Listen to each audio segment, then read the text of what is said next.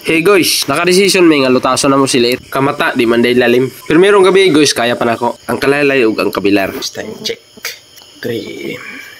Okay pa ta. Pagka ikaduha gabi guys, wa na. Apiki na kayo isayaw. Sakit na kayo kung hawak. Pero laban gyapon. Silit guys, wala na anad ug duyan. Ug duyanon nang galing, kinahanglan tulog daan. Mas maangay man gud siya sa salog. Una, makaligid-ligid siya. Makatuwad-tuwad siya. Mao na yan tinulgan guys. Magtuwad.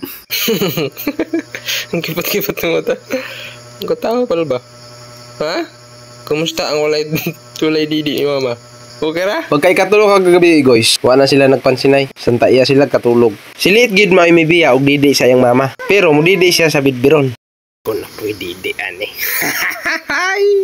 Ug milabay ang mga adlaw guys, nagdula na siya. Malingaw na siya maski wala iyang mama. Ug daghan na po siyang trabaho nga iyang gikabisihan. Una, siya na imang laba. Siya na daw bahala sa gadapon og namong bulingon. Ikaduha, siya na manilhig guys. Siya na imang hugas. Siya na bahala sa panghinlo diri sa balay. In short, magpatutoy lang iyang mama nako.